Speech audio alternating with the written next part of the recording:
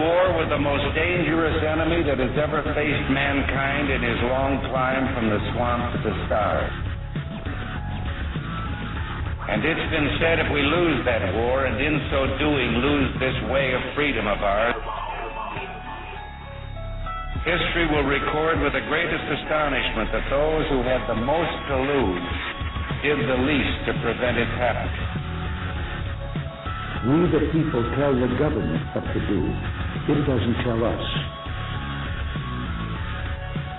Our Constitution is a document in which we, the people, tell the government what it is allowed to do.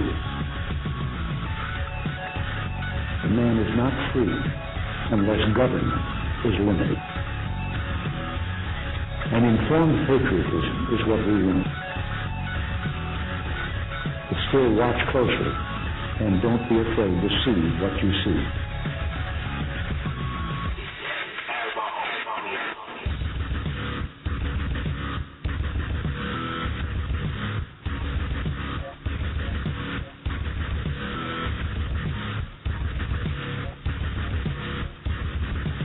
The very word secrecy is repugnant in a free and open society.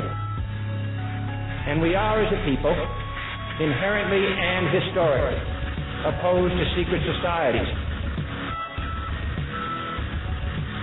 Even today, there is little value in ensuring the survival of our nation if our traditions do not survive with it.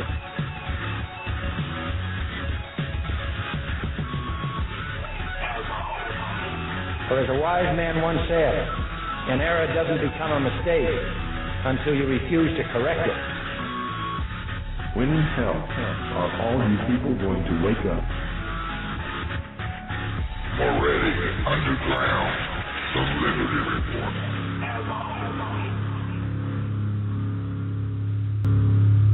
Well, hello, America. Welcome to the Monday, June 2nd, 2014 edition of Moretti Underground, the Liberty Report, broadcasting live from PRN Radio Network, the exclusive home of the Watchmen of America program. Hey, Watchmen! I'm Joanne Moretti, and my great co-host JoJo Norton will be here in a couple of minutes to join me. We appreciate you tuning in with us. Thank you so much. Our call-in number, as it is always, is 714-888-4. And our chat rooms, both at Blog Talk Radio and right here at PRN, are open for you, too.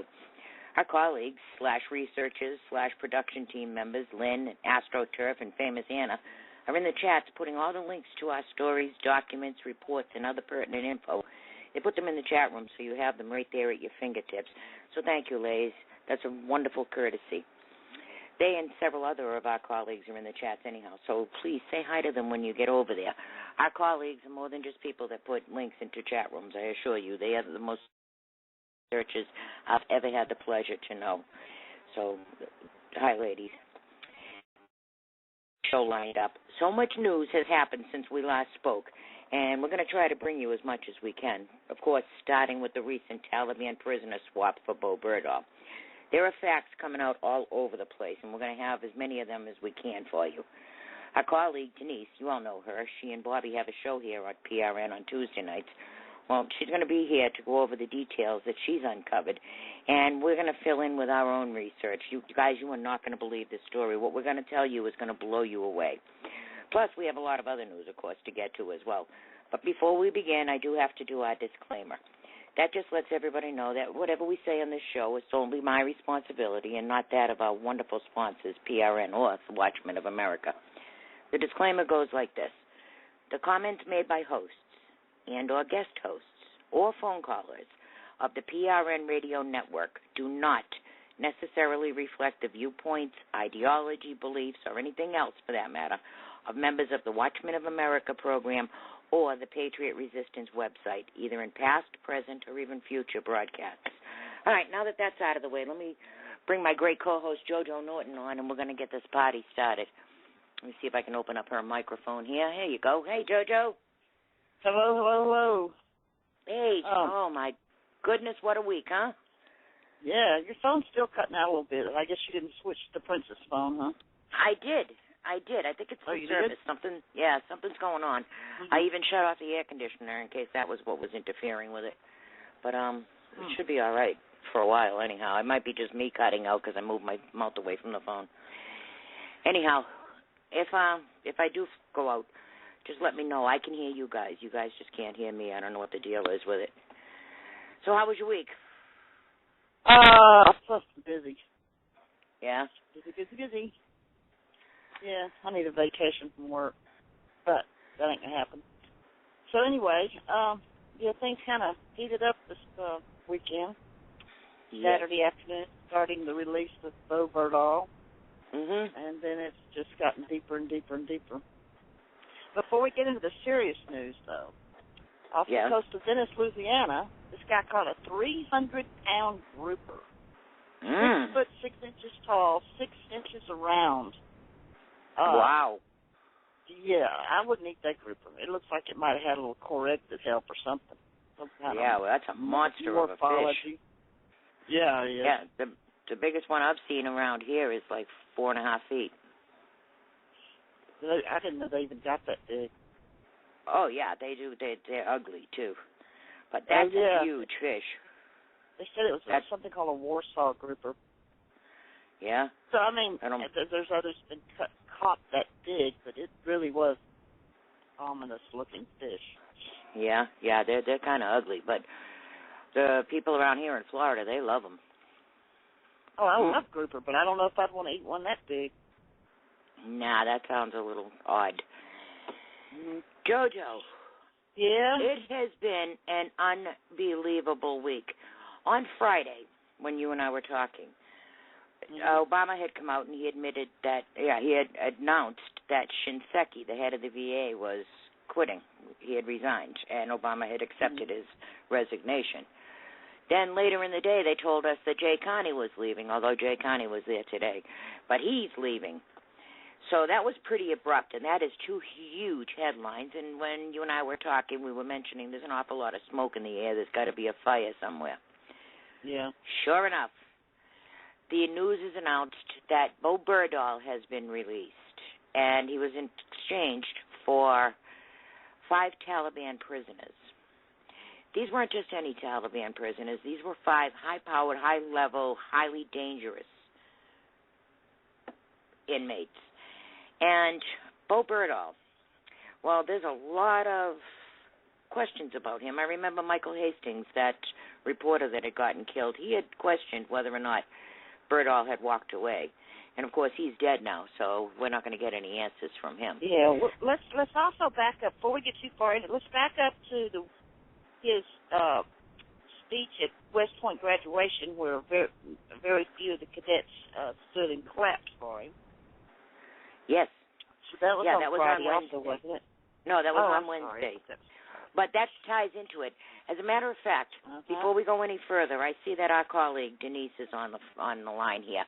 I'm going to open up her microphone and pull her in here because, guys, I have to tell you, Denise has done some amazing, amazing research, and she has put out an article. And every couple of minutes she's calling me saying, I just updated my article again. I just updated it again. I put in more documents. You all know Denise. She's not going to talk about anything until she sees a document. So for her to put this article out, I assure you there is mad documentation and everything else in it. Let me open up her microphone. Welcome, Denise. How you doing? Hey, Dee. How are you doing? Hey. Denise, your article, I mean, your head's got to be spinning from all of this.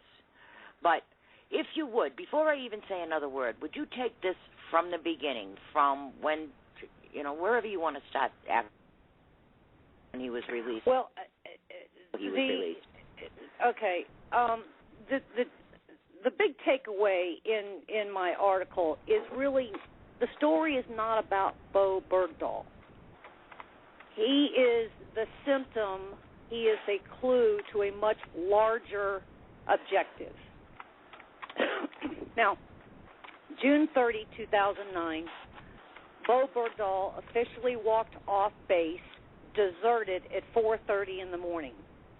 At 9 a.m., when you muster for roll call, it was determined that he was not present in his unit. All actions stopped. All other actions at his forward operating base, at that forward operating base where he was assigned, stopped.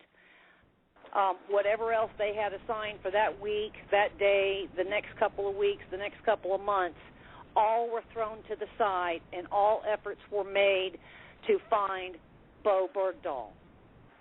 And in my article, I have the WikiLeaks cable that actually describes all of the assets and all of the missions that were thrown at finding this guy. Oh, yeah. Now, what is very important about that is that they heard radio transmissions that he had originally hooked up with Haqqani, and Haqqani then passed him off to Taliban. Right. Now, what is important is the very same day that he deserted is the very day that his father also, by the name of Robert Bergdahl, started growing his beard. Both of them were in solidarity of the Taliban. Prior to that, June 30 of 2009, Bergdahl had written emails to his parents saying he no longer wanted to be an American.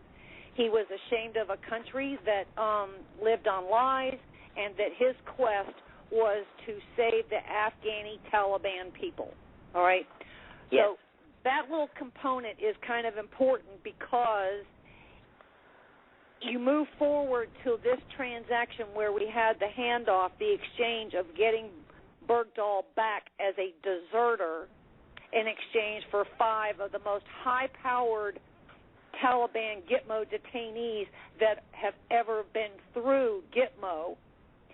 Those 5, by the way, all 5 of them in the year 2002 were picked up on the battlefield in Afghanistan and moved to Guantanamo. In 2008, there was a formal edict from the George Bush administration that they were to be there as indefinite detainees. They were to never be released. In 2010, when the United States, under Barack Obama, decided that he needed to begin negotiations in some kind of a truce or peace agreement with the Taliban, is when this program, this enterprise began, such that the United States, through USAID, which is operated by the State Department, was building a Taliban headquarters in Doha, Qatar. I remember that. And when that was revealed, even Karzai, the leader of Afghanistan, blew his stack. And so because under pressure of Karzai, the United States essentially closed that Doha headquarters for the Taliban. The Obama administration then moved from Doha to Qatar and started working with the Al-Thani family, which is a monarchy, if you will, that runs Qatar. Qatar is, in fact... I think this show is going to click out, but we're, I think I set it up. So we're going to have to take like a 10-minute pause if... Oh, hello? God. Hello? Hello? Hello? Hey, I'm still here. Yeah, this is telling Can me you that hear we're me? going to... Yeah, this is telling me that we're going to have a problem here. Something's happening with Blog Talk. Everybody hang up and call me back in 1 minute. Let me get this show fixed. Okay, we'll call back. Yep. All right. Bye. Imagine that. All right, so coming back to where we were. After a handful of months, the military, his forward operating base, along with the military police, determined that he was a deserter.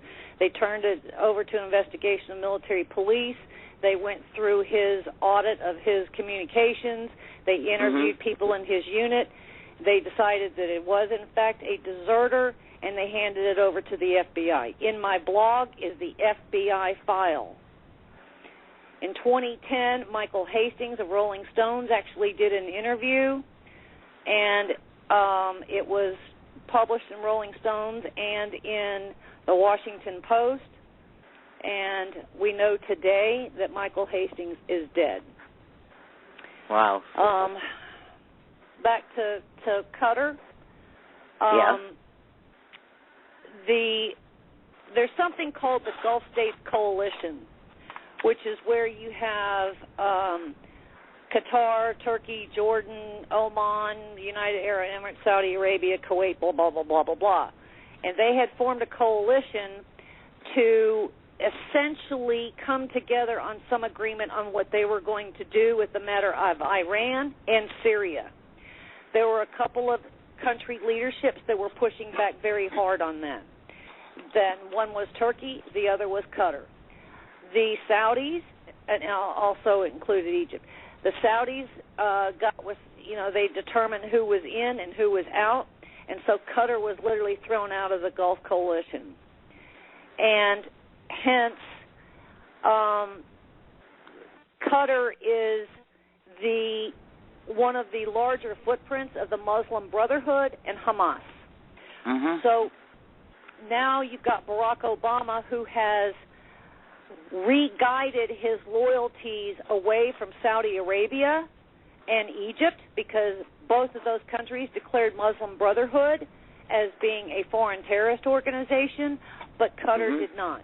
Obama's loyalties lie with the Muslim Brotherhood, and they lie with Hamas, because Hamas obviously is on a track to destroy the West Bank and Israel. So, Jojo, hold on there so much. Jojo, your mic is open.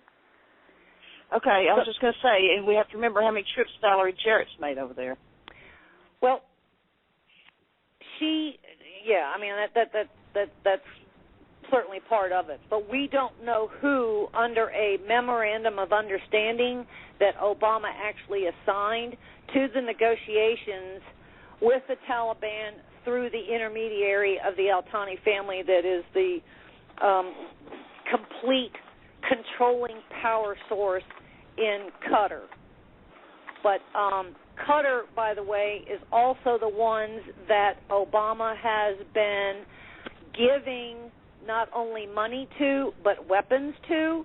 And Qatar is the one that is, and these are Russian weapons, by the way, they are not U.S. weapons. They are Russian weapons that are going to, unvetted from American standards, not Obama standards, but American standards, to Syrian rebels, which could be Jabhat al-Nusra.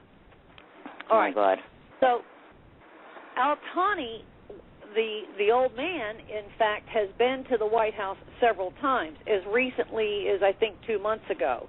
He was Al-Thani, back in I thought he was there Wednesday at West Point. That's where I was going. He was back in town at West Point because his son graduated from West Point. I do have the Kodak moment of where Al-Thani, the wife, the brother, and the son being in a West Point uniform.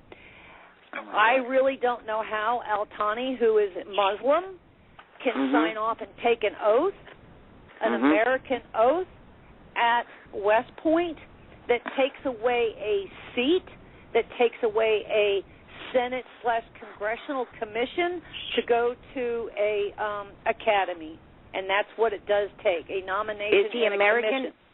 Is the kid American? No, how did he get into West Point? No,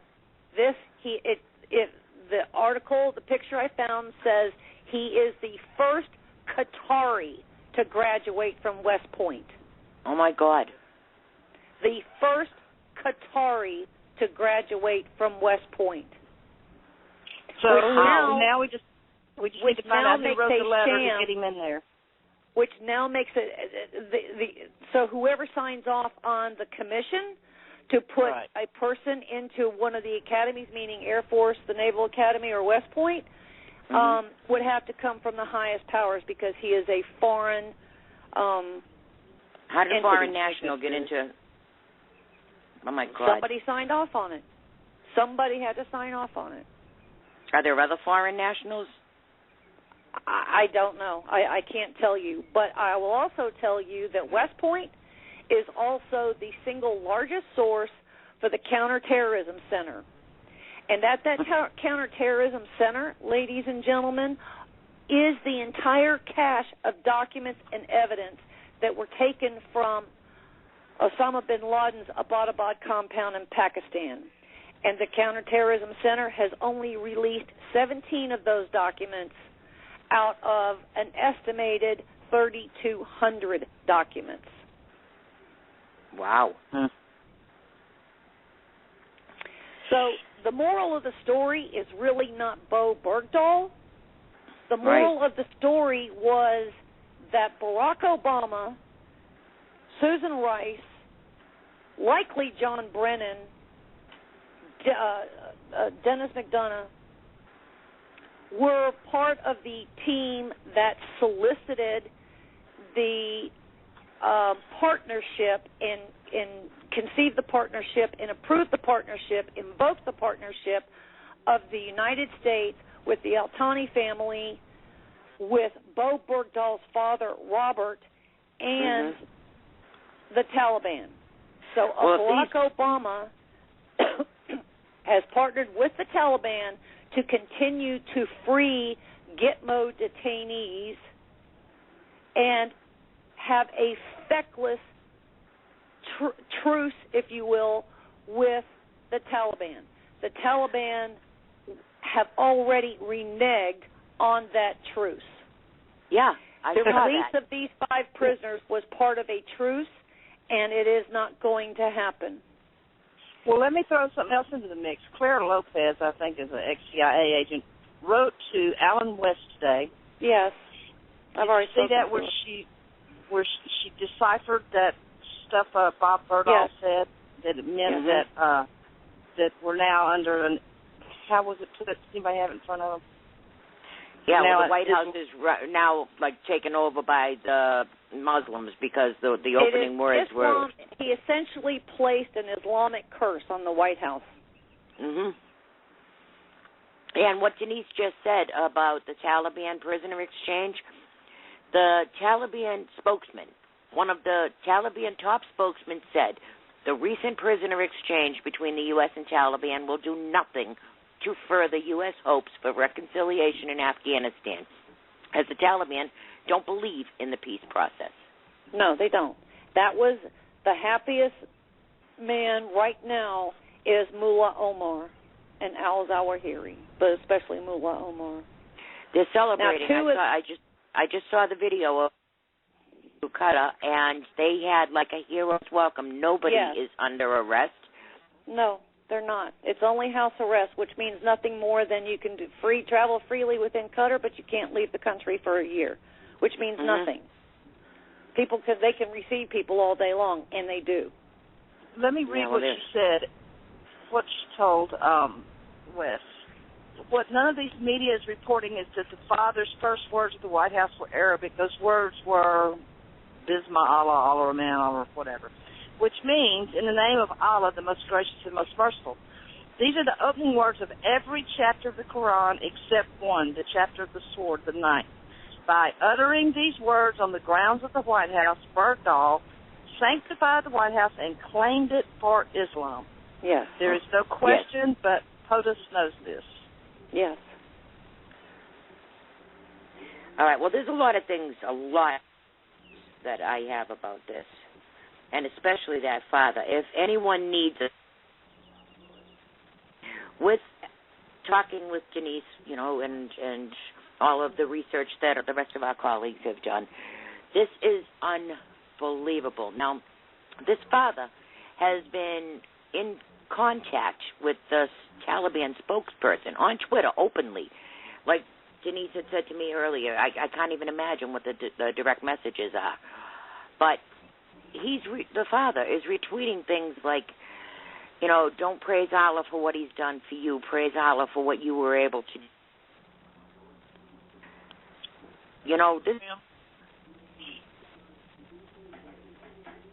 Joanne, you're cutting out bad. You probably have to make on the phone. Yep, she is. All right. I'm sorry. I'll grab the other phone. But Anyhow, this father needs a real close look. Well, I actually had a talk with a couple of my friends in some key places and made that assignment today to, if for nothing else, pull out some cables and see what this father has in fact done since 2010. In 2010, the Department of Defense officially claimed, by the way, that Bo Bergdahl was a deserter. And I also need to mention in 2011, 2011 I think it was, he was actually promoted in absentia to sergeant. Now, how can they... I got to go. Another call coming in. Bye. Okay. Obviously, ladies and gentlemen, that's the hotline for Denise, and she is in contact with some very, very important people. This has broken so wide open. I mean, the military's flipping out. Jojo, you there? Can you guys hear me? Yeah. I'm here. Oh, all right. Well, over the weekend, this soldier, calls himself Cody FN Football, started tweeting a story that has blown away Twitter.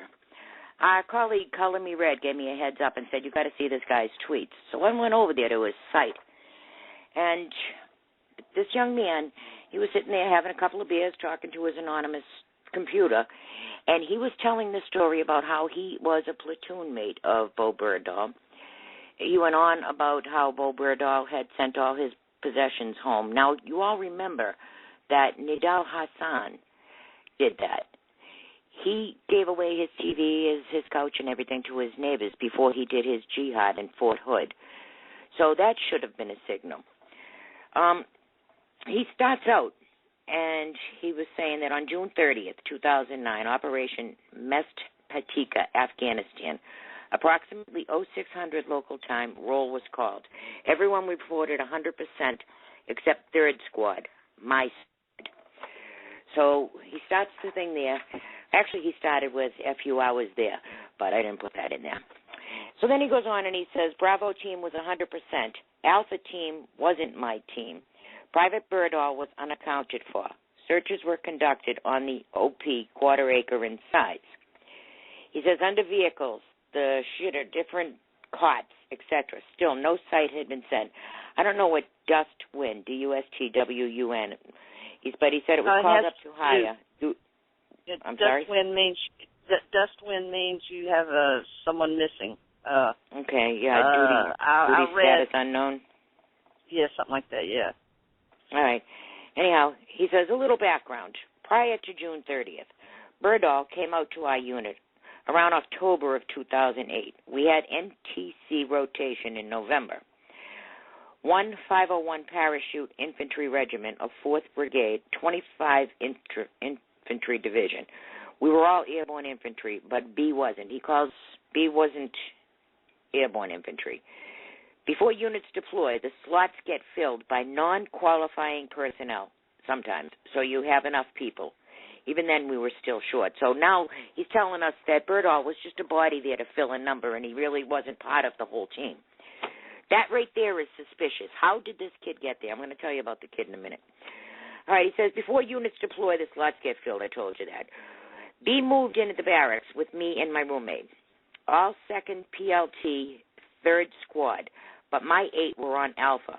From the get-go, something seemed off. Normally, before war, 20-somethings drink beer, barbecue, hang out with platoon squad mates on free time. Could be your last day, you never know. B would always stay inside in his bunk reading Rosetta Stone in the 3 languages where we were deploying in Afghanistan. B also ordered an AK-47 during this time. He had no phone or vehicle and didn't wear deodorant and rarely took a shower. B would tell us romanticizing stories about how he joined the French Foreign Legion. He didn't. How he beat up drug dealers. And how he wanted to be a mercenary if the Army didn't work out. During the NTC rotation, he was a good soldier. After NTC, he got staff and ended up being late to deployment by about 6 weeks. After he arrived in country, a few more weeks so, PLT got tasked for a mission in Omna, not a good place. A complex ambush happened. RPGs, motors, RPKs, PKMs, AKs, IEDs, all involved. Trucks got all effed up. No one died, and the PLT killed quite a few booger eaters. Once the trucks were literally drug out of kill zone and pushed down a little bit in the valley, PLT was stuck. Security was set in place, trying to figure out what was going to happen. Towed out, blown out in place, etc. Hours turned into a handful of days. Let me backtrack real quick to NTC. Sorry, folks, this is all off the top of my head, he says. So up to NTC, we know B studied languages, ordered an AK-47. At NTC, which is National Training Center, he wanted to know how we did everything tactically, and not just how we did it, but why we did it. And it wasn't a private asking questions and taking notes. It was very cerebral in the questioning. Okay, back to Omna. During the ambush, B was in the back of the truck. He didn't get to shout. He did not get to shout. This seemed to really didn't get to shoot. This seemed to really bother him. He didn't get to kill. That was in March, on April 2009. After that, we started going to the op mess for 3, 4, 7, 10, whatever days at a time. Come back, refit, start again. Op mess was in a wadi riverbed. Great planning, their offices, and had 30 to 50 hills on top. The lower area was about a quarter acre. He writes, on top were the hills, and there were 4. We had the one overlooking the roads and lower part of the op, and Afghan police had the other 3. And then he says, that's me in front of it. Excuse me for being American. He's got a little picture there. He said 5 or 6 of us would be in there at all times. It rotated between people every time we went there. There was an article written in Rolling Stone, and I would like to speak on that for a few.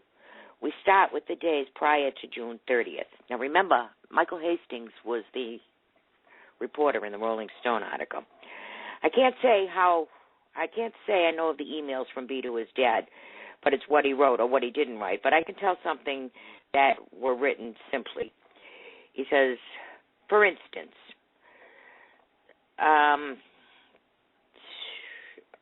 all right, I skipped a page here. For instance, he was saying about how his crew had run over children. That never happened. He was lying to his family anyhow. He says he was sent to country late with B when all the medical profiles arrived in our country. CSM asked if anybody was still injured. Plenty were, but only 2 spoke up. One of those were Fry. He never served any time on the line. Was it a FPB behind a desk? Discredited. Everything he spoke of, one article, was secondhand knowledge at best. He was, right in this part of it, he's disclaiming what this Colonel Fry said in the Rolling Stone article. Anyhow, he said unit morale was lowered when LT left. That's hilarious. Morale was never higher when he left. What B was portraying to his family and what was happening in real life were polar opposites. Lieutenant Bradshaw and C Company and Bo didn't even know each other at all. B portraying them as great friends in emails to his dad makes no sense. He says, we never ran over a child or anybody for that matter. That part really pissed me off. During the times at Mest, it's true that B would spend hours with local forces and ask them to translate various things and asked about terrain. B did say, if deployment is lame, I'm going to get lost in the mountains and make my way to China. Starting to see what we're dealing here with? Then he asked if people are still reading. He says part 2 will have some emotional parts for me, so he's going to go grab a couple beers. So here's this kid. He's sitting there, drinking his beers. Anyhow, he says, so up to this point, we know that B studied languages on Rosetta Stone prior to deployment, bought an AK-47 to train on, spoke of wanting to pop smoke if the deployment was lame, and openly lied to his father in emails. Side note, you would figure before deploying, if you're going to use a gun to train with, you would use an AR-15, not the enemy's. So, I mean, this kid goes on. Are you still with me? So, anyhow, as he's going on and he's telling his story. I don't know where I read this. I don't know, but somewhere I read that 2 to 3 weeks before he deployed, he converted to Muslim. Did you read that? I read that somewhere. But it wasn't in this Cody's stuff. No, somewhere else. with, I think B knew what he was doing. Meditated desertion, without a doubt. He says, did he aid the enemy? I can't prove that. I wasn't with him. Do I believe he had more information? Through this whole thing, he's saying about how IEDs had picked up after Bo Berdahl left. He had left in the mid-morning. There was very little moonlight that night. So in the course of this kid writing all this stuff, people are starting to check out his story over at Twitter. More and more people are trying to get in touch with him. As a matter of fact, Montel Williams reached out to him. And he was, saying, brother, if you need some help, call me. Because it looked like that this kid Cody, because of the release of the Taliban and Berdahl and having a couple of beers, this kid was having flashbacks, and he just wanted it off his chest. But the things this kid was saying was causing alarm all over the place. You remember that, JoJo? Yeah. I mean, he had people, all kinds of reporters, everybody. This one reporter, Richard Grinnell from Fox, got a hold of him. And, partway through his writing, he asked for a lawyer, too. Now, Grinnell promised him a lawyer. So today now, Cody was on with Michael Berry. He is a person who's on WHOU in Houston. Right. So, yeah, he got on and he was telling his story. In the meantime, more and more people are coming out now to back him up. I was worried. I was worried that they were going to come and get that kid. He was getting a visit. They were going to jail him for talking, because in his words, he was talking about how there was a non-disclosure form, but it wasn't witnessed. It wasn't signed by the company officer. Most of the people in his platoon threw them away. So he must have been being asked if, he's going against non-disclosure. At this point, it didn't look like Cody cared. But I got to tell you, this kid Cody, he might have single-handedly blew this all wide open. You saw how Hastings had an accident, and that was just for bringing it up that Berdahl walked away. So this is huge. In the meantime, the administration. Now, how many times on this show have we told you that there were secret talks going on in Qatar? And even Valerie Jarrett was up there having... Yeah, Valerie Jarrett was having these secret talks. Well, everybody knew about it. Now, on 12/31/13, the Daily Beast put out an article. U.S. officials holding secret talks with the Taliban in Qatar. American officials are conducting clandestine meetings in the tiny Gulf state with what are believed to be Taliban representatives on the possible release of prisoners from Guantanamo. Ron Moreau, Sami Yusuf Wright, and Tara Melkali report. The tiny and fabulously wealthy Gulf state of Qatar is the scene of the latest battle between the U.S. and Mullah Omar Taliban insurgency. But this time the struggle is about the possibility of peace. As part of its strategy of withdrawing from Afghanistan by the end of 2014 and leaving behind a relatively stable country, not one inflamed by continuous civil war, American officials have begun holding tentative talks with a handful of Afghans who are believed to represent the insurgency, one of whom may have a pipeline to the reclusive, one-eyed Taliban leader. That's Al-Thani, right? According to Taliban and senior Afghan government officials who say they have inside knowledge of the talks, little, if any, progress had been made so far. Both sides have widely diverse goals and expectations. So this goes on, this article goes on, but it's dated on December 31st, 2013. This is now June. Our government came out and told us over the weekend that they didn't have 30 days to contact Congress because of the urgency and Bo Berdahl's declining health. I just, before we went on air, looked up his declining health. Do you know the only services he's receiving is nutritional services? That just means they put him on a regular diet. There isn't a damn thing wrong with that kid. He doesn't. Here's the little thing. He was with the worst of the Taliban, and they let him live for 5 years. That's strange right there. Yeah. Of course he defected. Now, all these other soldiers are coming out and saying that he defected too. And not only that, but they had massive operations out looking for him. So how did it, now if you look at Berdahl's wiki, he never drove. So his own volition anyhow, so somebody had to have picked him up. He defected. Before he left, well, one part of the story was he left searching for the Taliban.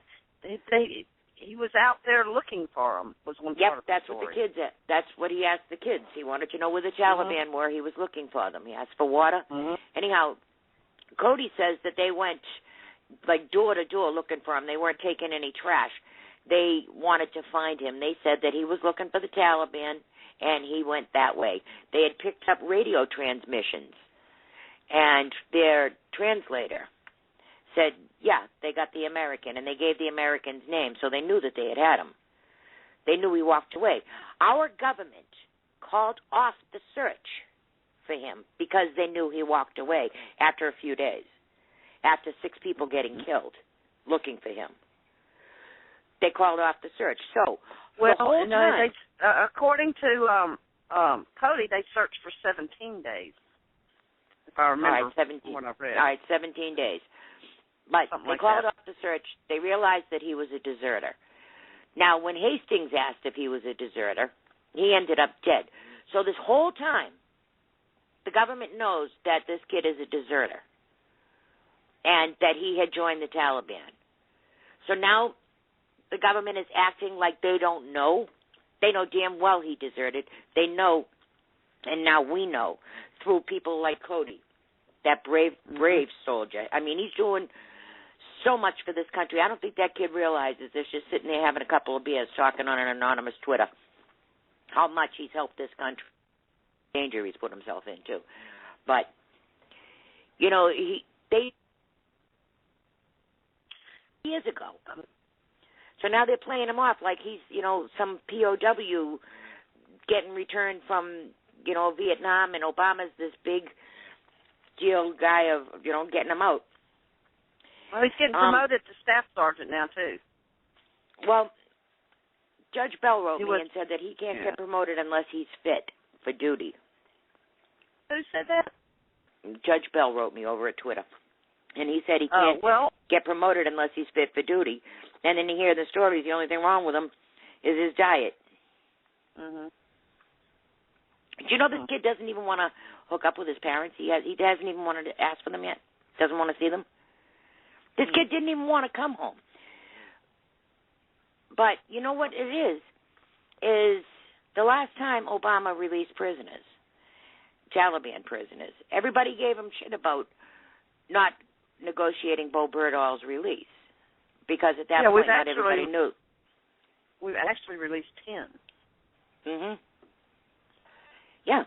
Well, when I was reading all the paperwork and stuff, the Taliban originally asked for 21 inmates and $1 million. Now, if they release Bo Berdahl, and he didn't need to be released, he didn't even want to be released, but if they release Bo Berdahl, is this the final installment, or are we halfway through? And how many more are getting released? With Obama saying that with his signing statement, he thinks that he can release every one of those prisoners. Well, and then they're asking... When he got in office, he was going to release them, close it down.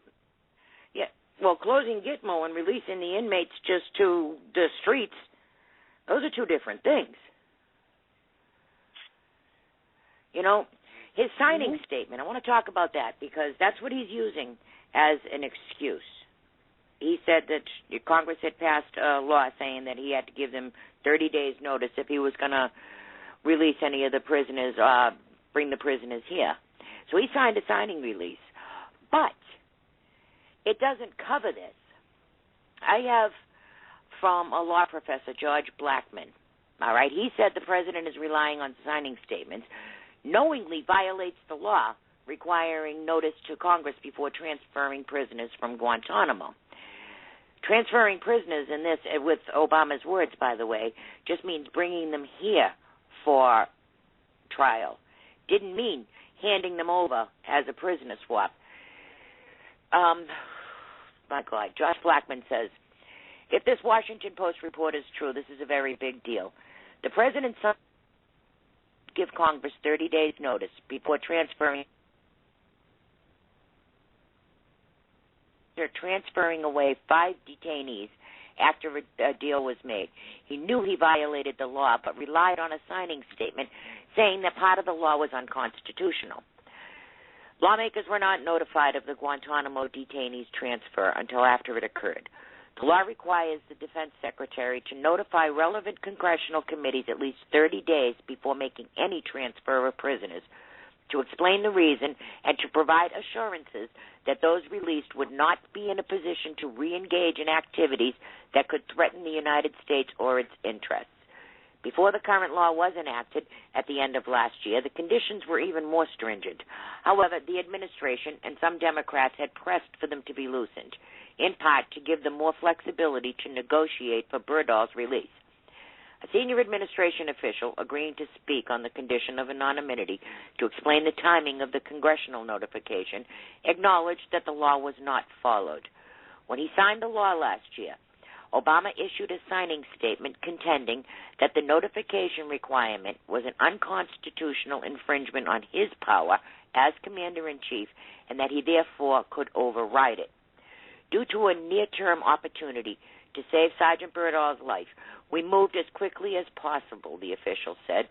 The administration seemed determined to give these unique and stringent circumstances such a transfer should go forward, notwithstanding the notice requirement.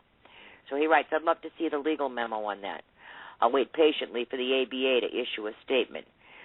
So, So he says the rationale of the signing statement concerns transferring the detainees to the United States for prosecution. Here, the detainees were transferred to Afghanistan as a bargaining chip for an American POW.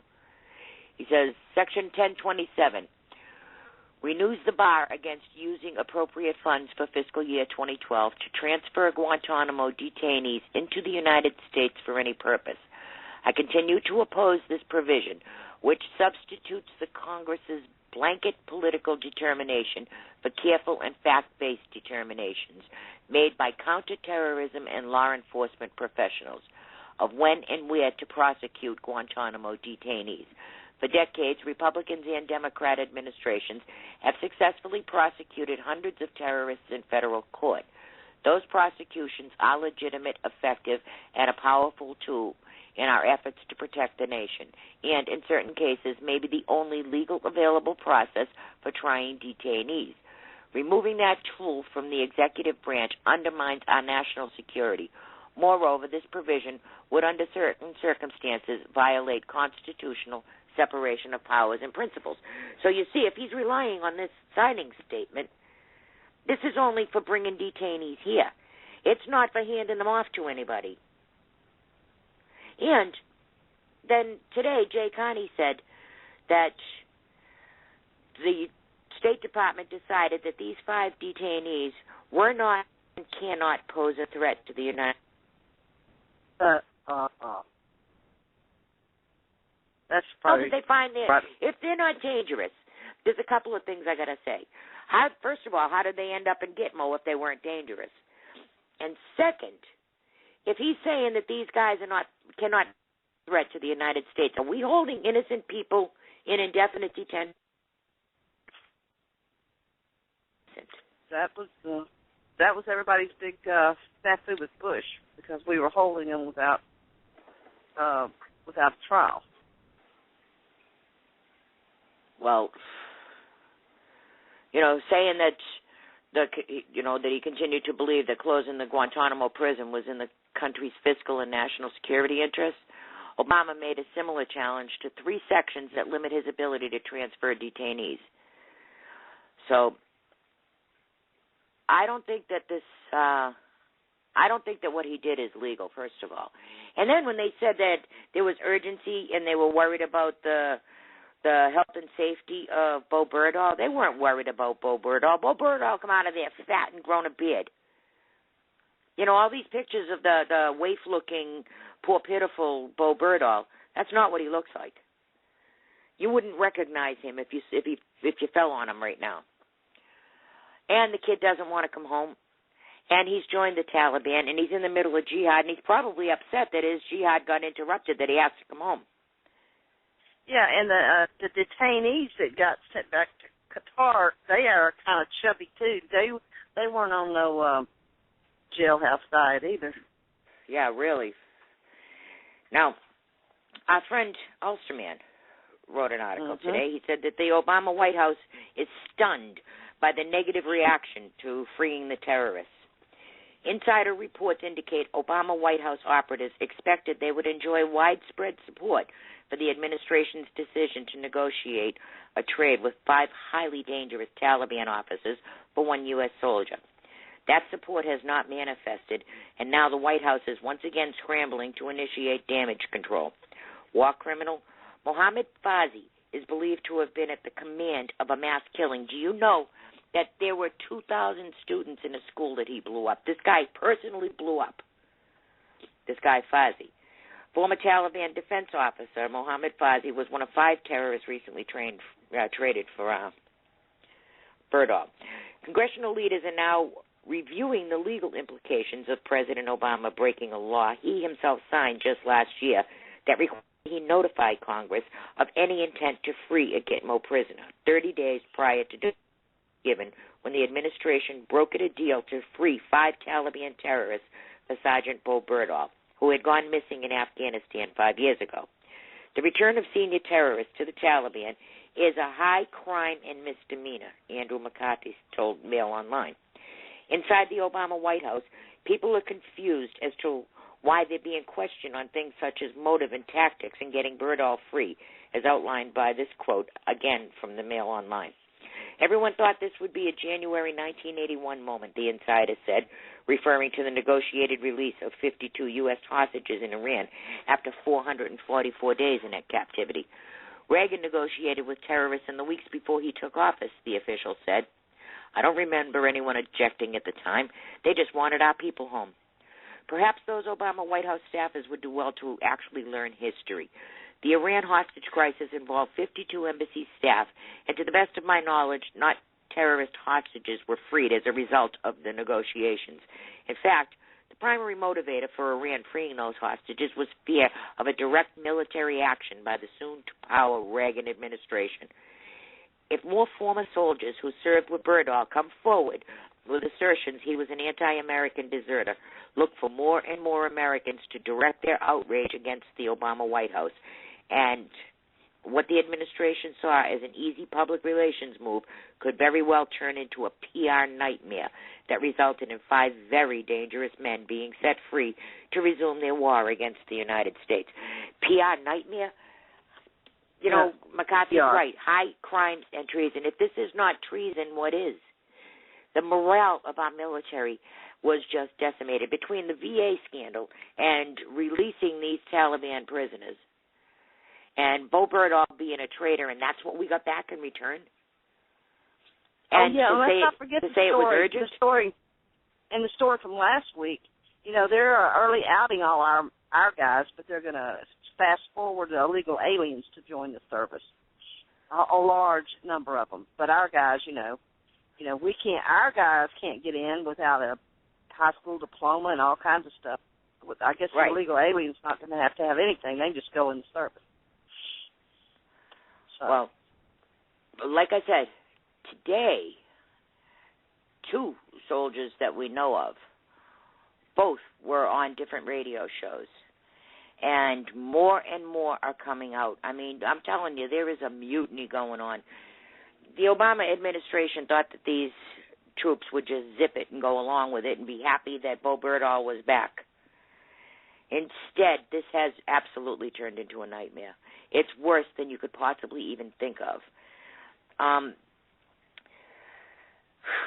John Hayward over at Breitbart said the backlash is worse than expected, too. He said no one can be faulted for overlooking the distinction between the Taliban and Haqqani networks, since our glorious multi-layered fact-checking media gatekeepers haven't been interested in discussing it so far. This White House did not instruct them to talk about the Haqqani stuff in this weekend's talking point memo, so they didn't. I found an elliptical reference to it, fully 15 paragraphs into a Washington Post piece that explained who the 5 bloodthirsty killers that Obama traded for Berdahl are. Mohammed Nabi Omari, 46, was a member of a joint al-Qaeda Taliban file and one of the most significant Taliban leaders detained at Guantanamo. He has ties to the Haqqani Network, the group that was believed to be holding Berdahl. Otherwise, our million-dollar news anchors and writers at the paper of record seemed content to leave the heavy lifting to Brad Thor, who apparently has better military and intelligence connections than the entire American media establishment. Al-Qaeda should be super happy to have Omari back, since Obama decimated them and all. Yeah. Excuse me. Says he was initially willing to cut Sergeant Berdahl's father a bit of slack for kissing up to his son's captors, but it looks increasingly like that wasn't just kissing up. He's punching out tweets today naming the next wave of terrorists he wants returned to the battlefield. Sergeant Berdahl himself looks worse with each new revelation, not the least the negative commentary of those who served with him, a story the mainstream press is carrying, which leads us down the rabbit hole of Team Obama overcompensating and doubling down on their media strategy. I've seen speculation that the backlash against the Berdahl deal caught them by surprise. I think what surprised them is how quickly the American public has turned skeptical about this deal because Obama wanted some backlash. He wanted Republicans to make over-the-top criticism of the deal so the Pajama Boy platoon could jump on them and start hammering out those GOP overreach stories, painting Republicans as political hacks and hypocrites for daring to say a bad word about the rescue of a captive American. The element that I think blindsided Obama was the negative feedback from military people who have the credibility to make the public think both skeptical way. That wouldn't be surprising, since I doubt very many people in this White House know or care very much about what the U.S. military community thinks. They assumed the troops would zip it while Obama took his victory lap for rescuing the last POW in Afghanistan. It's also not surprising that the White House overplayed its hand, sending Benghazi fabulous Susan Rice, who snotty Beltway insiders don't realize is one of the least credible people in America, to informed members of the public to falsely claim Berdahl was captured in battlefield action. And let me just put this in. This is what really ticked me off. They're still in the talking points of we leave no man behind. Well, we haven't forgot about Benghazi, and yes, you do leave men behind. Sure they do. Mm-hmm. Yes, they do. Anyhow, can anyone possibly view that Rose Garden ceremony with Obama and Bob Berdahl that you mentioned, complete with phrases from the Koran, in concert with the threat level of the prisoners who were released, dispute Mullah Omar's contention that this was a big victory for the Taliban? He says all that remains is for one or more of the 5 terror masterminds to magically reappear somewhere in the Afghan theater, connected with some gruesome act against U.S. troops or the local government, for America humiliation to be complete. That's very poignant words right there, America's humiliation. Well, our Democratic senators need to all be hounded, Twittered, emailed, and make our Democratic senators stand up to Harry Reid and get something done, because Harry Reid don't care. But maybe some of these up for re-election might decide they should be an American instead of a communist for a change. Yeah, well, I don't see that happening anytime soon, but what I am seeing is a real mutiny in the military. You know, the younger guys, the troops, they usually would zip it, but Obama has crossed the line. This is a kick in the teeth to our military. These are the guys they've been fighting and chasing. They caught them, and after they had killed many, many, many people, and they were in Gitmo. And Obama is using this traitor and playing it off like he's rescued a POW. This guy's not a POW. He's a defector. He sought out the Taliban. So he didn't release 5 Taliban. He released 6. And the 6th one, Berdahl, he doesn't even want to go home. He didn't want to get released. He left the military. He said things like he was disgusted with America, and he didn't want to play soldier. It was stupid. And he wanted to join the Taliban. He gave away all his possessions. He even asked the platoon leader if some of the equipment went missing, would it be considered stealing? And the platoon leader said, yeah. So he didn't even take the equipment.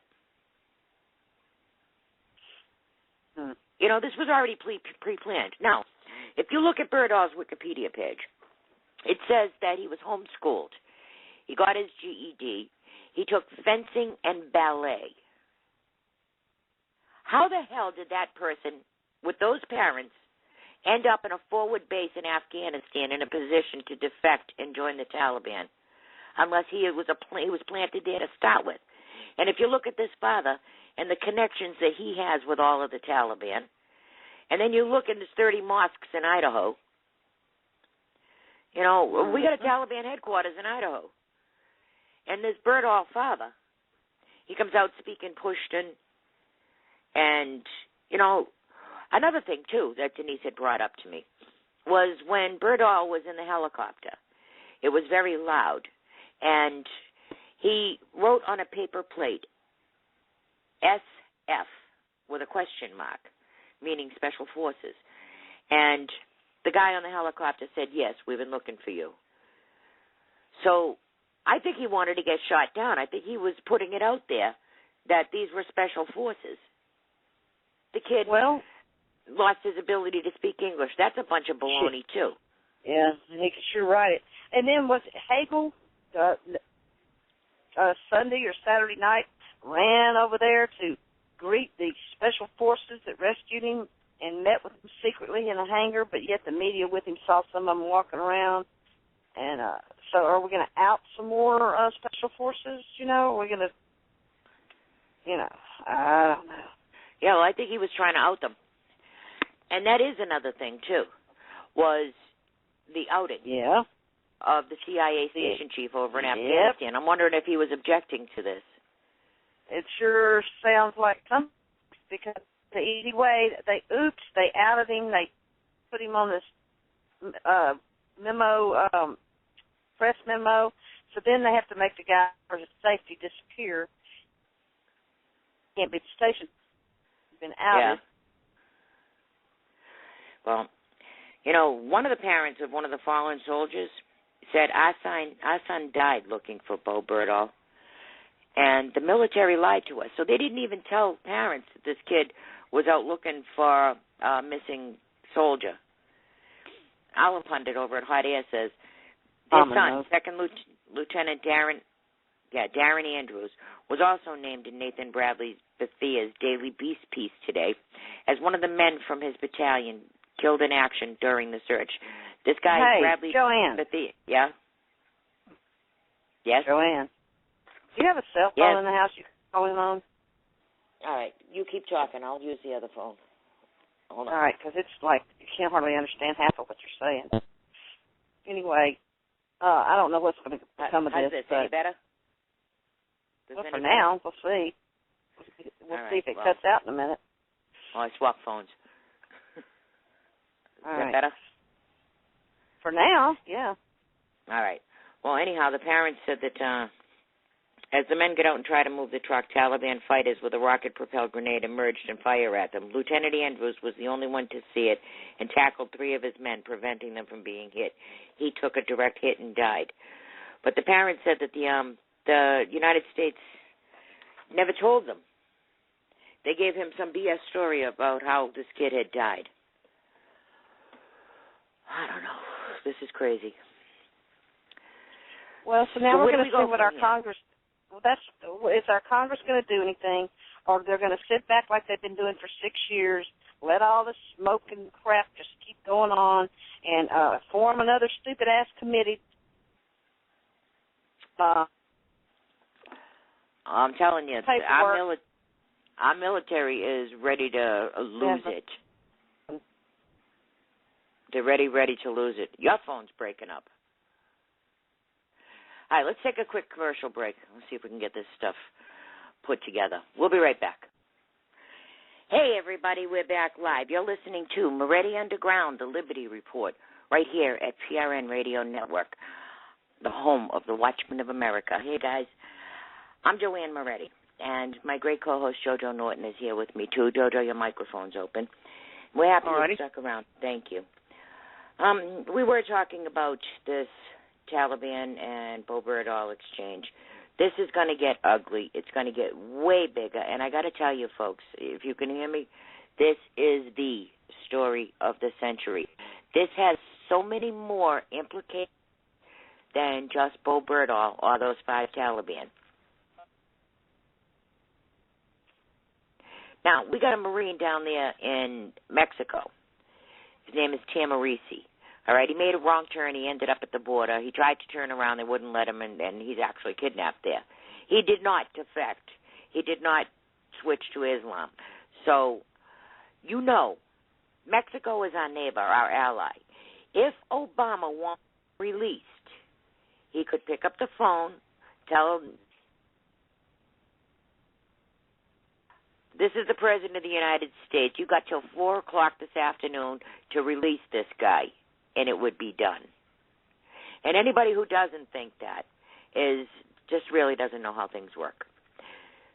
Obama could do that, but he hasn't. But for this Bo Berdahl, who is a defector, who in searching for him, people were killed. There's stories that this guy Bo Berdahl was teaching Taliban fighters how to make explosives. So he was actively working to kill American soldiers. And this is the guy that we swapped. While a real Marine, a patriot, sits in jail for no reason. Well, someone had a brilliant idea that we should trade, we'll make a swap. We'll send them Harry Reid, Nancy Pelosi, Obama, and a couple of others swap for our Marine in Mexico. We'll do that trade. Hell, Obama just released 36,000 prisoners. Why don't we just trade the 36,000 prisoners for him? There'd be a lot of ways. So now the big question is, we're going to sit and we're going to watch very diligently to see if Congress is going to do anything, which, you know, why am I talking about Congress? If you people, well, it's not the people listen to us because, I mean, y'all know, but you need to tell your friends. If everybody's going to keep putting the same people back in Congress, what makes anybody think anything's going to change? I'm talking about the Republicans and the Democrats. Yeah. We have to have 2 people up there, people. Well, I'll tell you what. We better do something. Our military is screaming for our help. They're having their own mutiny. You know, look at these guys all coming out of the woodwork now. Their commanders can't control them. It's on. You know, they're leading the way. We got to follow them. We got to back them up. You know, they're coming out and telling the truth. But this truth is bigger. This proves treason all the way to the White House. And if it isn't treason, what is? Do you know Abraham Lincoln said that any person who harms the morale of the soldiers during wartime is a saboteur and should be tried, then exiled or hung. Okay, the morale of our military couldn't be any lower between the VA and this Taliban situation. But this isn't, he commits treason almost weekly. Some are worse than others, but this is definitely not his first treasonous act by a long shot. Yeah, well, we won Iraq before we lost it. We were making good progress in Afghanistan. But he's just handing it over to the Taliban. Now, you know the Taliban is Muslim Brotherhood and Hamas. That's what Qatar is. It's run by Muslim Brotherhood and Hamas. So Obama has joined them. Even the Saudis are mad at us. He hasn't joined them. He's always been one. I mean, for God knows how long. Yeah, well, remember when Nordstrom was testifying about Benghazi? He said, for me, the Taliban is in the building. He was trying to warn us. We were warned. He was trying to tell us something without being able to tell us. He said the Taliban is in the building. He didn't say Al-Qaeda. And Obama said, when the winds of war change, I will stand with the Muslims, or whatever his quote was. That future doesn't belong to those who would slander Islam. Yeah, something like that. Yeah, remember that? Uh-huh. He's been telling. When he did his speech in Cairo, when he was running, he said, we are the ones we were waiting for. This is not a presidential administration, ladies and gentlemen. This is a movement. This is a revolutionary movement. We have been infiltrated. The Taliban is in the building. Well, they've already taken over the building. And they've taken over the building year after year after year. I mean, look how many Muslim Brotherhood associated type people are in our administration. And they're in Homeland Security, they're chiefs of staff, they're, God only knows, what's the other committee one just got put on? Hillary's right-hand woman, and it just goes on and on and on. We've reported on it year after year after year. And who was the Egypt guy that said that the flag of Islam will soon be flying over the White House or something? You know, we ask what Congress is going to do about it. Obama doesn't recognize Congress. Well, then they need to figure out exactly who, whether it's the sergeant at arms or who in this government, besides Eric Holder, can have him arrested. Yeah, but don't you have to have charges that would require a judge? Well, I would hope there's one judge somewhere in the federal government, an honest man. You know, I hate to say this, and, using the word treason is not used lightly. Treason, what is? It's aiding and abetting the enemy. He's given them money. He's given them guns. He's given them their prisoners back. He has announced our departure dates. He has outed our CIA. He has gotten our Extortion 17 killed. He had an imam cursing them to hell in the transfer. He hates our military, and I think our military is starting to hate him. I don't think they've started to hate him. I think they...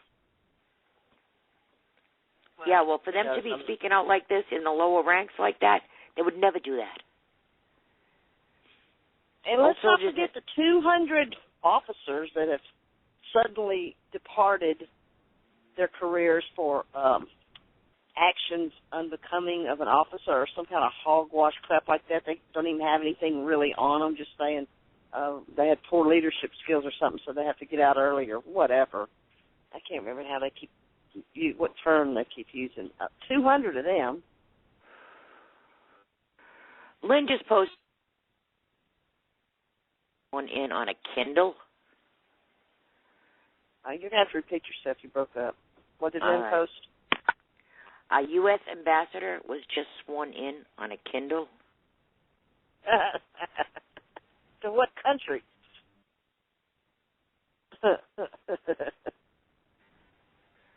Switzerland. Oh. There you go. Yeah. Switzerland. Oh. We got some more news. We're going to move on. Unless somebody wants to call in. If one of you old soldiers out there want to call in and give us your take on what's going on with this Bergdahl thing and the military starting to uprise and they're coming out of the woodwork, give us a call. Our phone number is 714-7404. I got to, when I was thinking about that Cody football, I was seeing my own brother, my nephew, and here's these people out there trying to serve the best patriots they can, It's for us that we couldn't even consider. And this is how we repay them, by slapping them, kicking them, denying them medical care, benefits, making them wait for things. What is wrong with us? What have we become? It ain't us. It ain't we, and it ain't us. But it is us, JoJo. It is us because we're not making enough noise. We're not fighting back.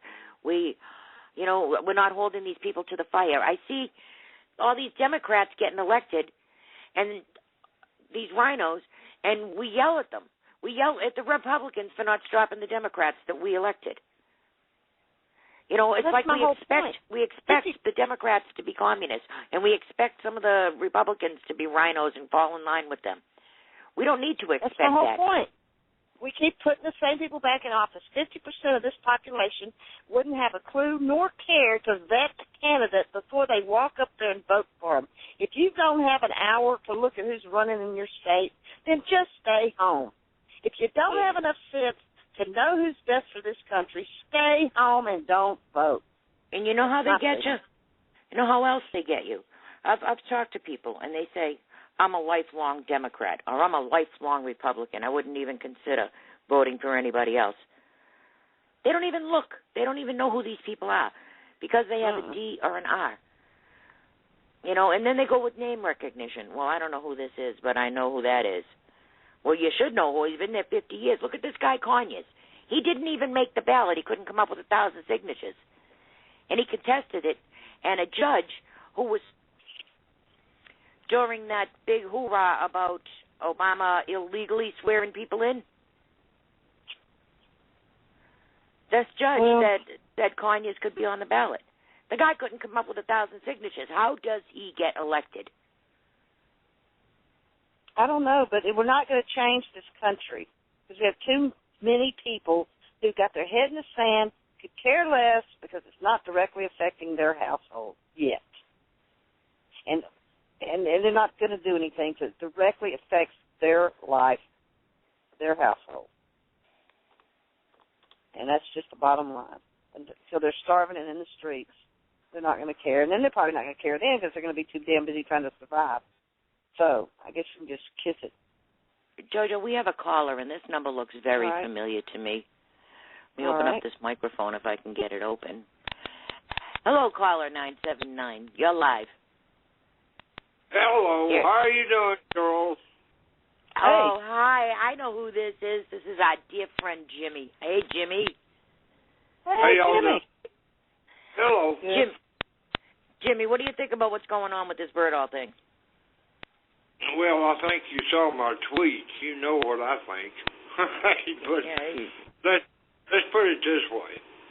Obama took one step too far. There's a law. It's on the books. He broke the law. There's no way anybody can deny it, dismiss it, get around it, blame somebody else. I think he and Hagel are both complicit. There's a military code.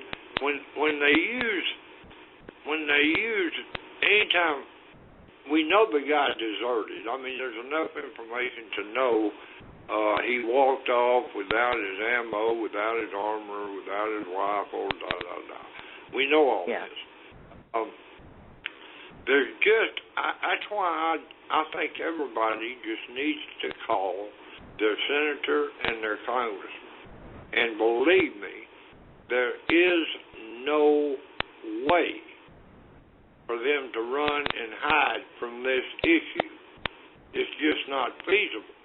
They broke the law, and they've once again tried to use things like rescuing a POW, but he's not a POW. Yeah, well, you know, they said he was rescued. Well, I thought he was swapped, so how does that constitute a rescue?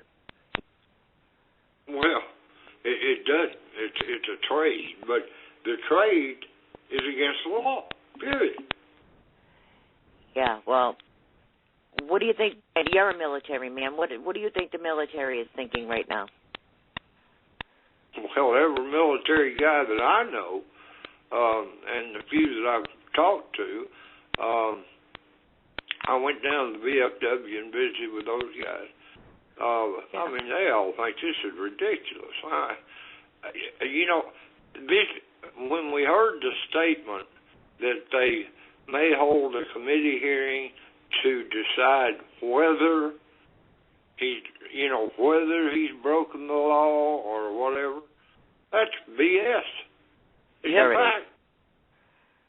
It's a fact. There's no whether.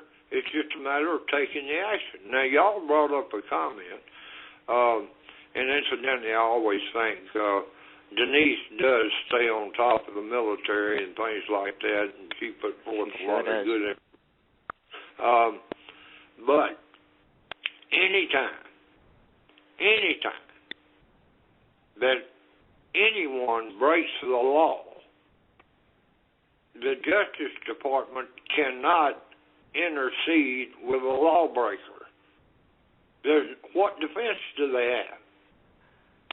Right. You either broke the law or you didn't. There's no gray area. It's black or white. Well, he doesn't think he did because he inserted that signing statement saying that he can do whatever he wants with those Gitmo detainees. Yeah, but there's a law on the books. He has to get approval. He has to notify Congress 30 days before, and he didn't do it. And he has to prove and the State Department has to prove that they pose no threat to the United States or U.S. interests. Well, there's all kinds of things, but there is no, my point is, he has nowhere to hide. And neither does a congressman or a senator has nowhere to cover him. Yeah, well, how could he reasonably say that these 5 leaders will not pose a threat? He said it. He said it so damn well. If he said it, he believes it's true. Because all he does is lie.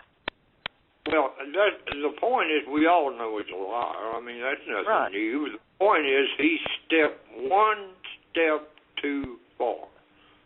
He broke the law. Blatantly, clearly broke the law. So who do you think is going to step up and confront him over this, if anyone? I know that Buck McKeon had a lot to say, and that guy Mike Rogers did. Well, there's a few of them that are going to step up there and should. I call Cruz's office. I call Cronin's. Those are our 2 senators. And I left word with my congressman, Mike McCall. And all I did was demand that they not try to decide whether or that he broke the law, demand that he immediately take action to the fact he did break the law. And I don't want to hear no impeachment crap. I want to hear arrest for treason. It should be. The impeachment, if Clinton got impeached and Nixon got impeached for what they did, good gracious sakes. Yeah, well, I'll tell you what, I don't even want to hear any of that racist crap. He got impeached because people are racist. Clinton was a white guy and Nixon was a white guy. And they were already impeached. I think it's the other way around. He's not impeached yet because of his The whole skin. point of impeachment, what they're going to try to do is push it till after he's out of office. But the problem that I have with that personally, and I think anyone should, is he should not be entitled to any benefits. None. No, none. And I don't think he can be impeached because he's not a legal president to begin with. I think he needs to be arrested. You're getting off focus again. The point is the law. It's not about whether he whether he's a citizen, non-citizen, any of that old BS. He broke the law. Yeah. I don't understand who is going to step up to him. I don't know if anybody's got the chutzpah to do it or anywhere how it's even going to take effect that they would arrest him. The whole point, Joanne, is politicians care about one thing, being reelected. That's it. Mm-hmm. Okay? Yeah. Now, if they try to politicize this, that's not going about it the right way. They're getting off focus. This is not a political issue. This is a fundamental law, just absolutely stepping on the law. I mean, there's no argument. There's nowhere any congressman, senator, or any citizen, or especially anybody around Obama, can deny, dismiss, he broke the law. It's on the books. That's true. Hey, Jimmy, let me stop you right there because I see Denise is back, and I'm going to open up her microphone and invite her to the party, too. Hey, Denise. I'm sorry. Hi, Jimmy. How you doing? I'm fine. How are you, Denise? Oh, I'm just worn out. for the record, our little friend Cody, his last name is Full, Full. Yeah. He gave a kind of a chilling interview. Tomorrow there is a Senate closed-door session on all of the collaboration and the evidence on this enterprise that Obama was involved in with desertion, what the Pentagon's role is, and so forth. So it is, in fact, a closed session tomorrow. What does that mean? That means they're going to get their act together. Yes. Yes. They have him. They've got him. All they got to do now is pull the trigger. There's no question in my mind. This is Denise, serious. You were right. This is a long-term plan, has been. He's been wanting to get those guys closed down and back over wherever and all that jazz. But the guy, this is just as blatant a violation that I've ever seen any president do.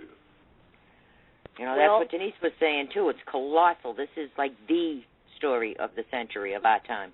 Go ahead, Denise. Well, they have tapped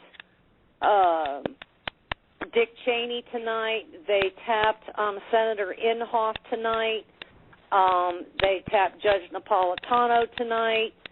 They have a closed-door hearing tomorrow, or closed-door session tomorrow.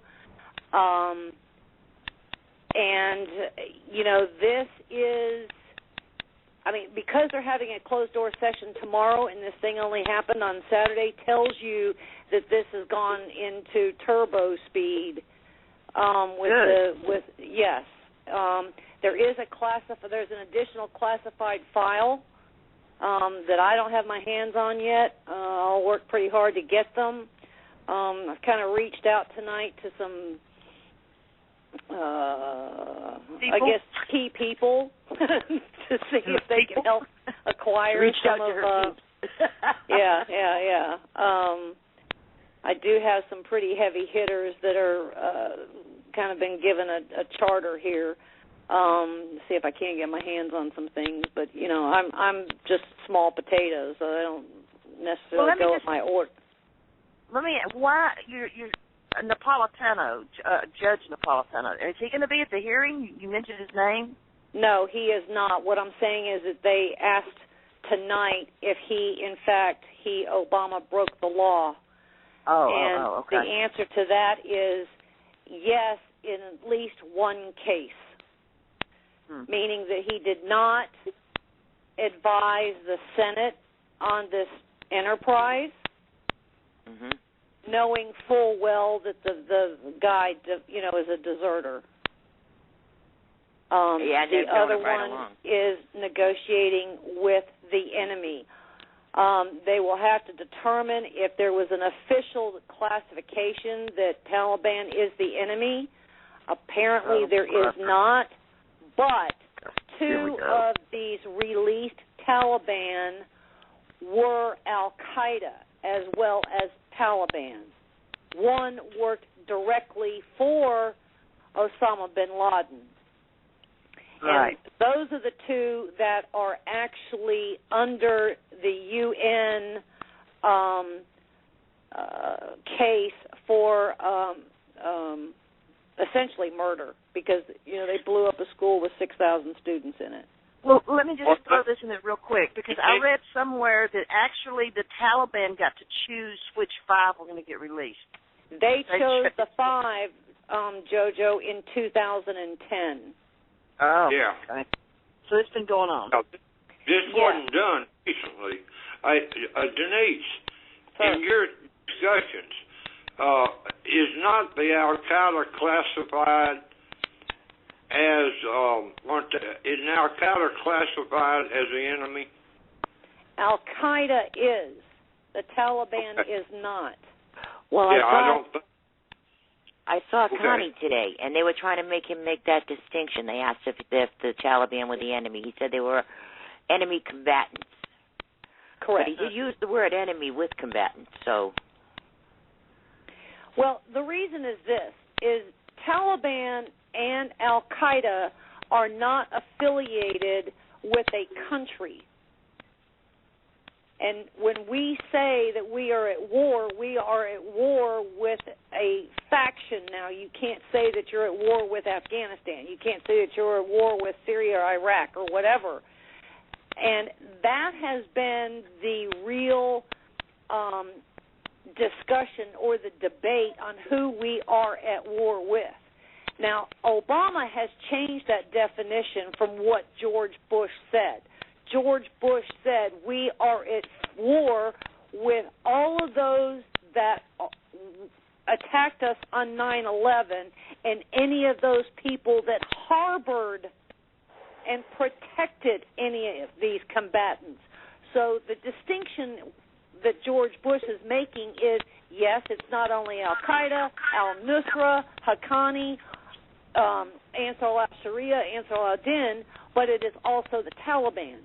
But Obama has twisted the definition and has taken the Taliban component off the table, but he has left only certain Al-Qaeda factions on the table, meaning Boko Haram or Ansar al-Sharia. So he has drawn a line because then there is no war, essentially. Now, there's two Taliban. There's Taliban Afghanistan and there's Taliban Pakistan. There's two different ones. You know, I asked a question today and got an answer back. I think I asked a couple of guys on Twitter. I don't guess the president, even though he's commander-in-chief, falls under the military code, you know, so that he's got an oath, which any guy in the military has an oath. And he does take the same oath as military officers, but he is not under the Uniform Code of Military Justice. However, his paycheck comes out of the Department of Defense's budget. He is not paid for in the White House budget. His paycheck comes out of the Department of Defense's budget. Okay. Well, why don't we just quit paying him? Okay, sure. Hey, I'm for that. I'll make a phone call or two and see if I can make that happen. I'll take care of that myself. Cut him off on Air Force One. That'll ruin him. Well, I said that a long time ago. Take all the spark plugs out. Well, ladies, I'm going to let y'all talk. I just wanted to, call in and say hi. God love you. Thank you, Jimmy. Nice to talk to you, too. How you doing? Oh, I'm still alive and kicking. You know me. I'm just one of these old worn-out vets. But I can tell you, any combat vet would absolutely. I told who was it? I think it was Lady USA Today on Twitter. I said I was so mad this morning. I mean, I still am, but I was so mad I could dog a steer and probably break its neck. I said, there you go. I mean, I was hot. And any combat vet knows you're a team, you're a unit, you're a platoon. Yes, sir. And that there is no compromise to that. I mean, that's what you're all about. And right. This guy is no more a combat vet than I'm a nun. Right. Well, all righty then. Grits in our chat room is saying to Jimmy he's mad too. Jimmy, make sure you holler at me next time you come to the boat so I can meet you. Okay, I'll do it. I hadn't been over there in a while. I'll do it. All right, y'all take care. Love y'all. Thank you. Night. Thank you. Bye-bye. Sorry, Grits is a she. She's mad, too. Good night, Jimmy. Thank you. Yeah, Grits. Wow. Grits stands for Girls Raised in the South. That's what correct. GRIT stands for. That's absolutely correct. I'm from the north. I thought Grits was Hominy. Well, yeah. Sorry, Grits. Now I know you're a woman. So where do you think this is going to lead? They are definitely passing words. They're saying, they're not combat. They're not. enemy, but they're enemy combatants. And he signed a signing statement. And then, all right, tell me more about this hearing that's going on tomorrow. And what did Dick Cheney have to say? That he never would have even had Jana, whatever her name is, Robert Bergdahl at the White House, and never would have put a president in a possible embarrassing position given what will shake out about it. Interestingly enough, tonight twice I was watching a snippet of the video where the father was speaking Pashtun to his son. Yeah. Mm-hmm. The very moment he started to speak, I looked at Obama, and as soon as the first 2 or 3 words came out, Obama had a smile on his face. He immediately smiled. And then they tried to pass it off. It was just accidentally that the Berdahls just happened to be in Washington. Yeah, right. Yes, that they were there on vacation, when in fact this family doesn't have any money. They live, on acorns and alfalfa sprouts. Yeah. Nuts and berries. Mm-hmm. So maybe there's nothing wrong with the kid's diet at all. No, exactly. Yeah, I just find it suspicious that ballerina who took fencing ended up in a forward base in Afghanistan to start with as a body filler. It sounds like a plant to me. Well, of some sort. Now, let me just say this. If we could ever get to the bottom of Benghazi and find out that the whole damn thing was about kidnapping Stevens and trading for the blind sheik, then there we'd go again with a whole other treasonous bunch of mess. I have never bought into that theory. You haven't? Well, there's a lot of theories out there. But a lot of theories, whichever one you want to believe about Benghazi, leads to treason, too. So you can just pick one. Yeah. No doubt. Yeah, well, it's time to start using that word. Any action like on Abbottabad for Osama bin Laden, or selling weapons to Qatar that are not U.S. weapons, that are Russian weapons, any of those things have to have a document. One is either called a presidential determination, or the other one is called a memorandum of understanding, which are the equivalent of an executive order, if you will. The 20,000 man pads from Libya that never got tracked, or that we know of. No, they did recover about 2,200 of them, but most of those ended up in Mali. Jeez.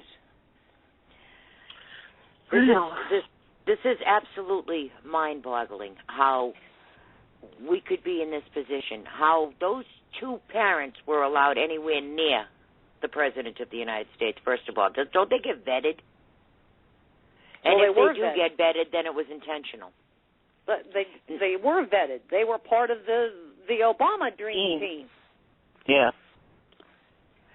So then it was intentional, and he knew damn well what they were going to say. There was no surprise there. Absolutely. And they act surprised at everything when they've been negotiating this for years. It's even the New York Times contradicted themselves. They said in one paragraph it was urgent and they couldn't tell Congress. And then 2 paragraphs later, they said that the negotiations had been going on for months. So 3 years. Yeah, now we know it's 3 years. Well, we've known it's 3 years, but even the New York Times admitted to months. So that tells you right there that they're lying, and there was no urgency. No. And to have these younger military guys come out like this, and the numbers that they're coming out in, they're not taking it anymore. And you heard Jimmy say he's mad as hell. He's a military man. I mean, we can be angry. It's kind of a misplaced emotion here at this point. What we need to do is start gathering as many clues, which is really what I tried to do in my article, because I want the tangible evidence. But I throw caution to the wind here at this point that the partnership with the Al-Thani clan and the Taliban to make this exchange is not a single-track enterprise. There's more to this than just this. There's something else that is in this. That you wouldn't go through all of this for a single event. Well, there may be more coming. Why was he speaking Pushtun when the whole audience was speaking English? Was that too? That is the official language. That's the official language of the Taliban. That's the official But that dialect. was a message. He was sending a message. That was a message to the world or to whoever. And remember what Claire Lopez told Alan West, what that really meant. Yeah, well, they played it off like it's the only language the kid understands. I've been in Florida 15 years and haven't lost my Boston accent. I doubt in 5 years the kid forgot how to speak English. Really? It's the Stockholm Syndrome.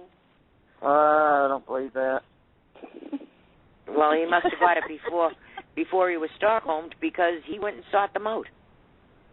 Yes, he did. Well, all them Vietnam prisoners of war came out speaking English. Some of them were there for a long time.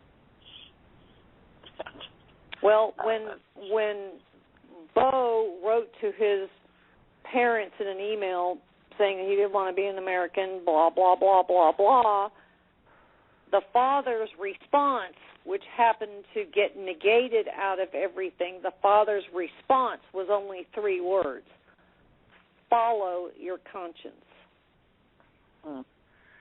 So here he is.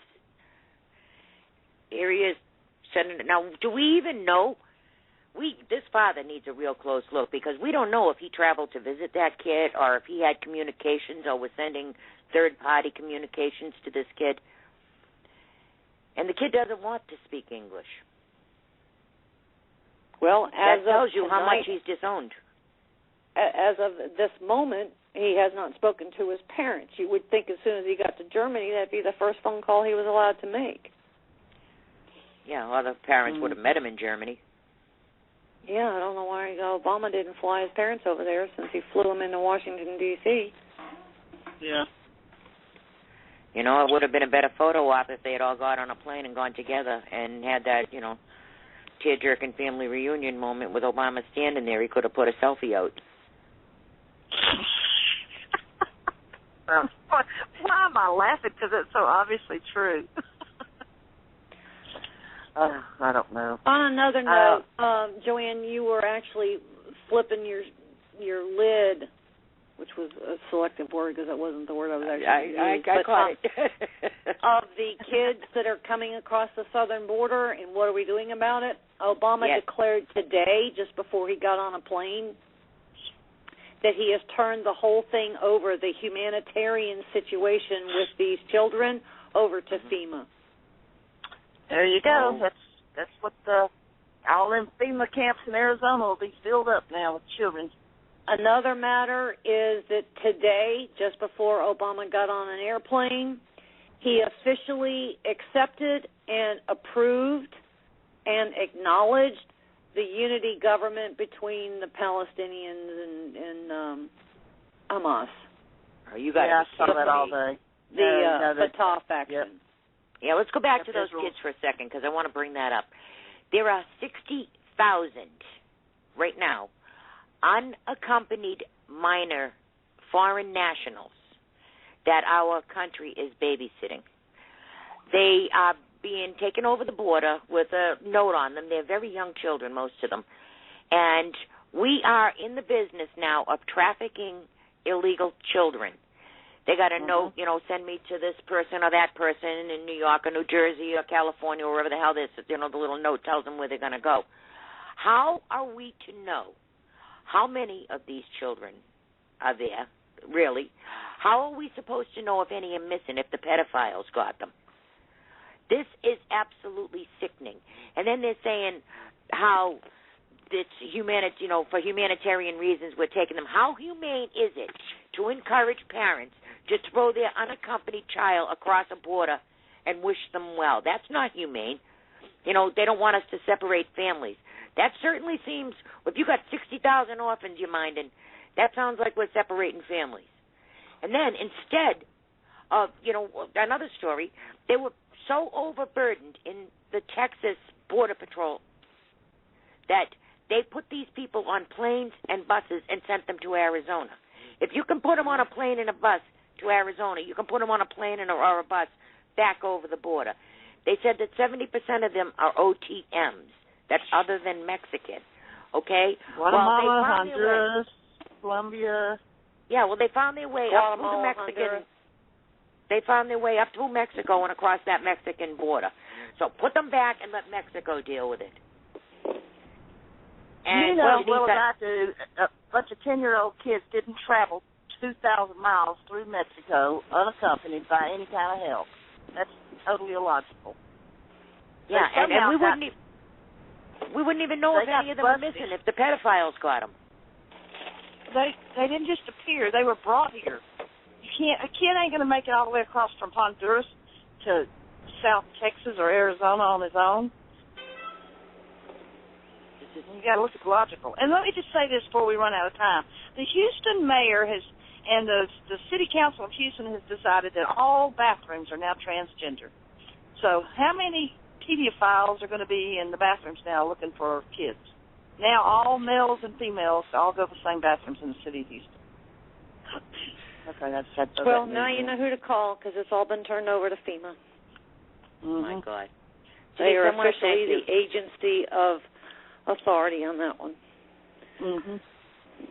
You know, I want to thank you very much for coming on our show tonight and clarifying all this. And your article is fantastic, guys. If you haven't seen Denise's article, please make it a point to, and make sure you go to those embedded documents that she's put in there, too. Yeah, that's the most important part of the whole thing is 3 or 4 of the links that are in there. But Denise, I'm sorry. And I'm sorry I missed your birthday. Happy birthday. Aw, thank you. It was, sadly, it was spoiled by this entire Taliban swap enterprise because that's the moment that it happened. Oh. Mm-hmm. All right, Denise, let everybody know that they can see you tomorrow night and where. Same time, same station, actually. Uncommon Knowledge, Blog Talk Radio, part of the PRN Radio Network, 8 p.m.